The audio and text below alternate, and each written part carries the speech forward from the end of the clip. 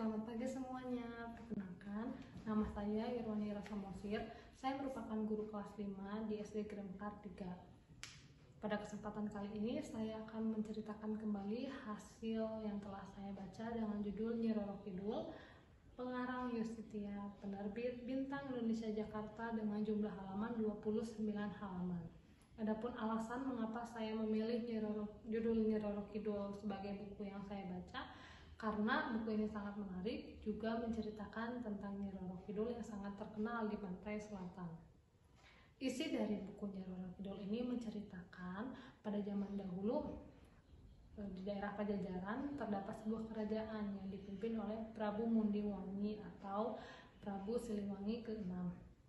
Sang Prabu mempunyai kegemaran memburu hewan di hutan. Suatu ketika saat sang Prabu ingin memburu hewan di hutan, dia pergi seorang diri, dan saat dia mengejar hewan buruan, dia tersesat di tengah-tengah hutan. Dia tidak menemukan jalan keluar dari hutan tersebut.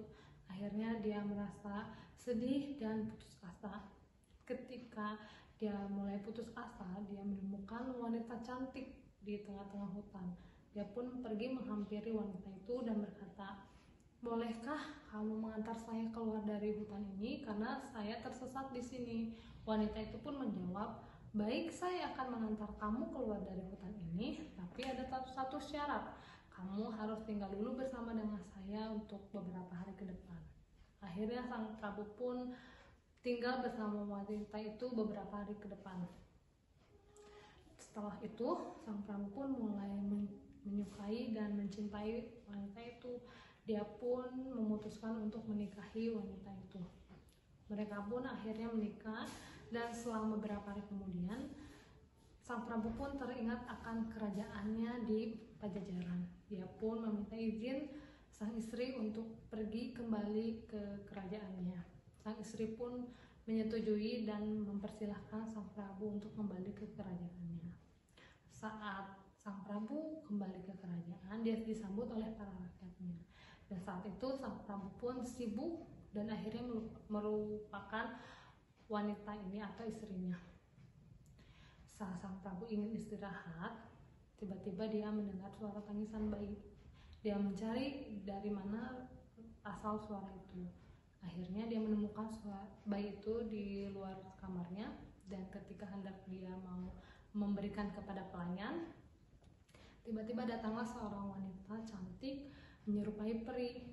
Dia berkata, "Ini adalah anak kita, rawatlah dia selayaknya manusia." Dan tiba-tiba wanita itu pun pergi menghilang. Sang Prabu pun akhirnya menamakan bayi itu Putri Kandita.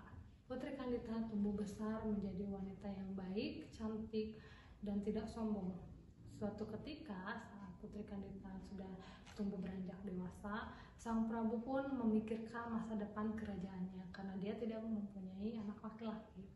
Dia pergi ke hutan untuk mencari sang istri, namun tidak ketemu. Dan akhirnya sang Prabu pun meminta izin kepada Putri Kandita untuk menikahi wanita lagi. Putri Kandita pun mengizinkan ayahnya untuk menikah lagi. Sang Prabu pun menikahi wanita bangsawan, wanita kerajaan yang bernama Dewi Mutiara. Dan akhirnya Dewi Mutiara mengandung anak laki-laki. Namun di tengah kehamilannya, dia berubah karakternya menjadi wanita yang pemarah, suka marah-marah, emosian, dan dia membenci Putri Kandita karena kasih sayang sang Prabu akan terbagi menjadi dua. Akhirnya Dewi Mutiara pun mencari cara untuk mengusir Putri Kandita.